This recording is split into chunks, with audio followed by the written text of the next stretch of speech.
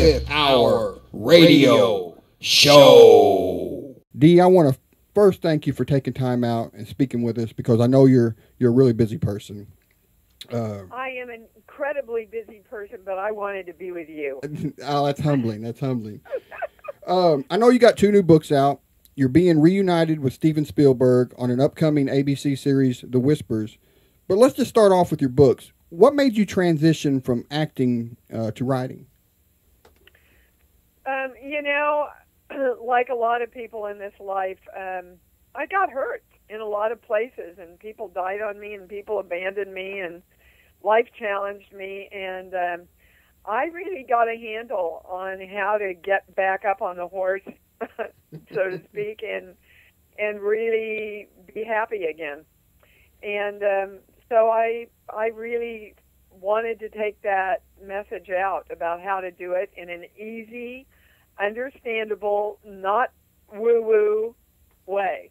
As far as your book, Wake Up Now, a book of universal truths, and I guess getting stuff, everything is possible. Some people might see these titles and see the name Dee Wallace and think to themselves, is this the same Dee Wallace I'm so accustomed to seeing? You're the scream queen of Hollywood. And these books kind of reveal a side to you that many people might not know, who just know you from your acting career. Am I correct in saying that? Well, I don't know how correct you are. I mean, I think people identify my work as, everybody knows I was a mom in E.T., and which was a very spiritual, actually, and positive film. And they know that I've done a lot of horror classics.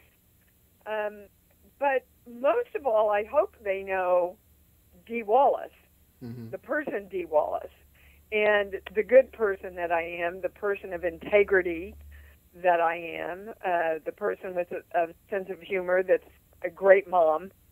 And, it was an interesting question that you just posed there, because I think so many times in our lives we qualify people by what they do instead of who they are.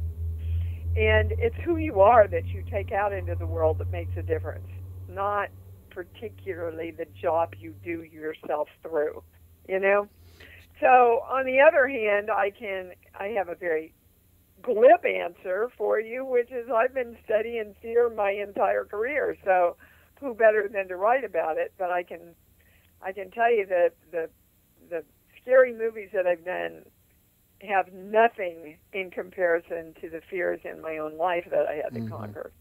So let's talk about Wake Up Now, a book of universal truths. For those who haven't read it yet and hearing this interview, what can they expect from going to Amazon.com, buying it and reading it?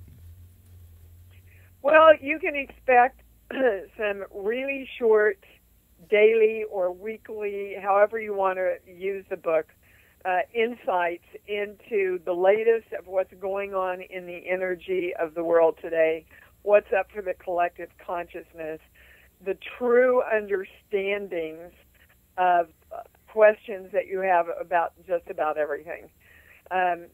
They're short. They're usually a page or 2 pages. So you can get up in the morning and go, what do I need to remember today to empower my life? And open it to a page and read any page. Or you can treat it as a weekly or a monthly thing, any way you want to do it. Getting Stuff is a whole different kind of book.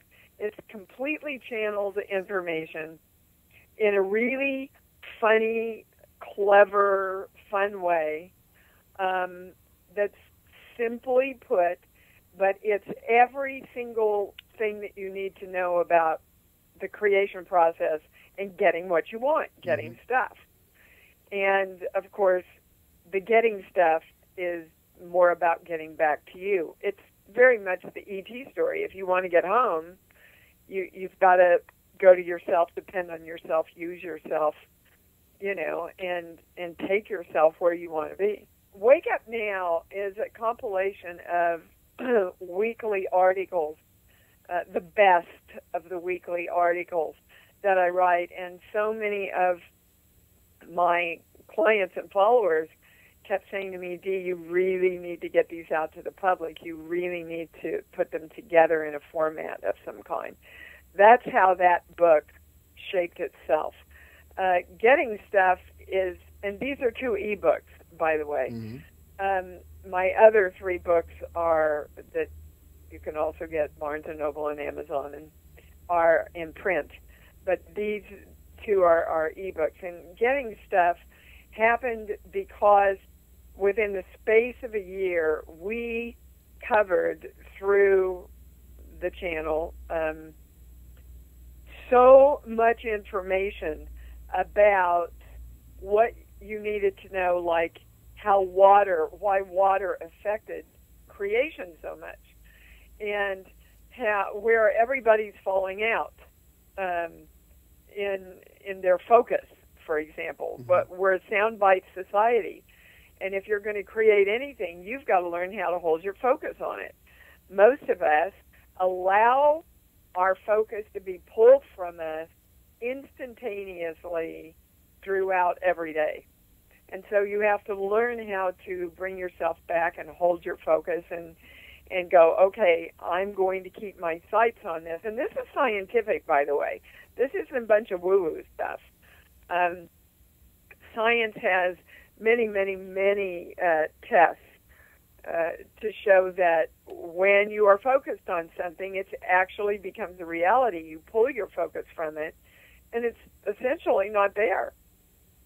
So that's why I wrote Getting Stuff. It's because there's so many different things like the ionosphere of the Earth that affects our creation process. And when you understand how it all works together, it's so simple to go, this is what I don't want, this is what I do want. I'm going to hold my focus on it. I'm going to feel great about it, which means you've got to be in harmony with what you want. You can't hold judgment around something and still create it, which is, by the way, what most people do with money.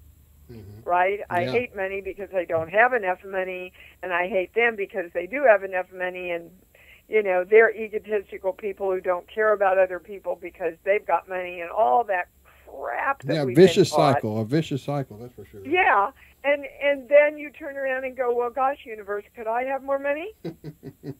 And you cancel your creation process out. So anyway, they're both really fun books. You'll have a good time, and you'll go, oh, my God, I can actually understand these. I mean, maybe you're not like me. Maybe you got Eckhart Tolle. I didn't get Eckhart. It was too heady for me. And my intention is people like me who are the girl from Kansas City, right, who isn't really particularly scientifically or mathematically inclined, I taught English, can pick up these books and get how they can create better lives for themselves. So on top of your books, your acting, you also have a weekly radio show, I know, on Blog Talk. Is your radio show along the same lines as your books? Is it a call-in show? Do you discuss topics like this with fans? Yes. You can call in about absolutely anything. You know, I'm trying to create this, but I'm getting that. Or why do I keep marrying the same guy called by different names 5 times in my life? How can I get out of that? How can I lose this weight? Why am I creating this breast cancer? You can call in about anything.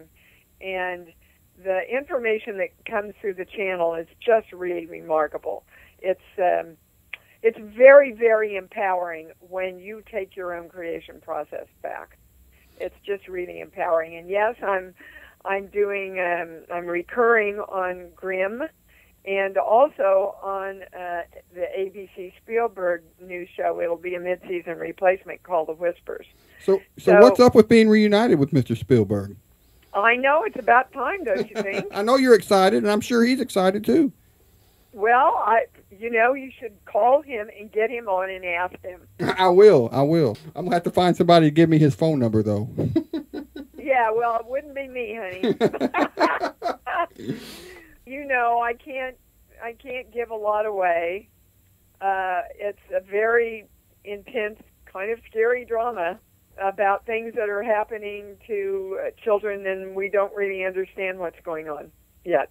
But I have graduated to the grandmother from E.T.'s mom now to playing the grandmothers in pretty much everything I'm doing, which is, it's okay with me. Although I'm not a grandmother yet, Grimm. I'm still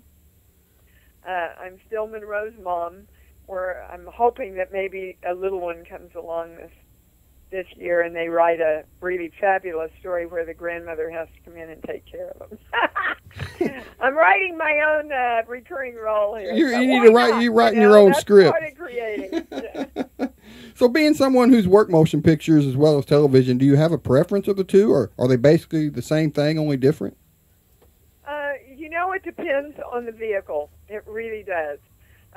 Some TV these days are the best productions and the best writing out there. And then I love film because in most of the films I do, you seem to have a little bit more creative freedom as an actor. Mm-hmm. So it just depends. Each entity is, separate on itself, and it depends on the company and just how each particular production is structured, really. It seems like you're always on the go. Like you said, you're really busy. Do you ever have time to relax? I mean, what's your way to just get away from it all? I love to go dancing.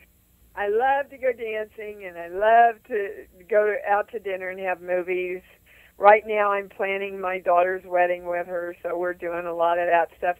But I'm incredibly busy, but I'm also, and this is part of getting stuff, how to create all this stuff that you want and lead a balanced life at the same time. So when 6 o'clock comes, unless I have to do a personal appearance or something, I'm done. Yeah. I don't book things after 6 o'clock. That's my time to have dinner with my honey, go to dinner and shopping with my daughter, who's my best friend, see a lot of my friends. I mean, I am very conscious to lead a balanced life. And when I start going, oh my God, I've got to do this, I go, whoa, time to stop, rebalance, not take on so much for another 2 weeks. You just become the normal person that every actress or actor is, but a lot of people don't see them that way, Oh, honey, we're so normal. We're so painfully normal. It's just, the press likes to make us above normal, and we're put under a microscope, so many times, especially. The worse you are, the bigger butt you have. Yeah. Right? Yeah. So I'm just saying, we're not asking for our butts to be put out there, but the press likes to do it, okay? That's what sells. Yeah, that's what sells, baby. And all the love affairs and, the fights that happen and all that. It's like, really, people, do you need another Real Housewives of Timbuktu? Do we really need to get off on the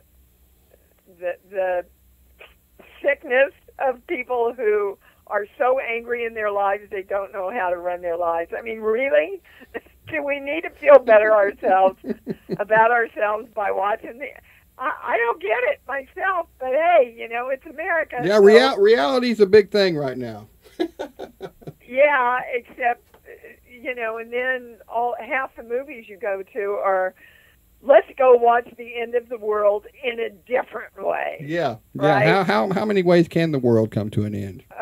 It's like, and I think in a way it's really good because somebody actually said to me, "Oh, I'm so sick and tired of all these end of the world movies," and I as a healer, the healer part of me went, great, because what we're sick and tired of, we don't create.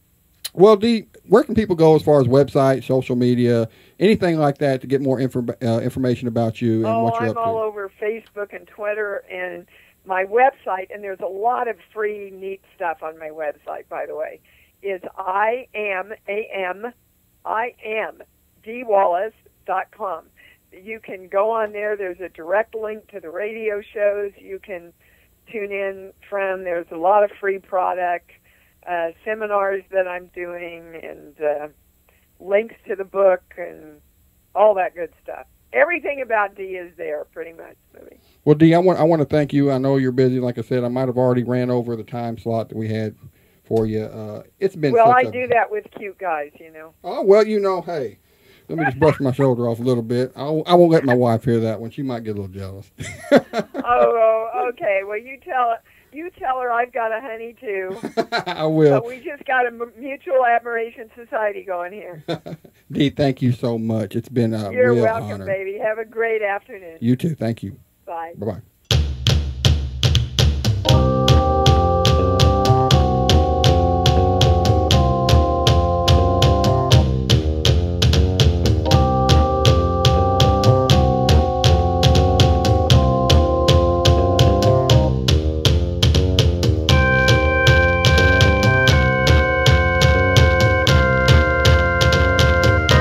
The 25th Hour Radio Show.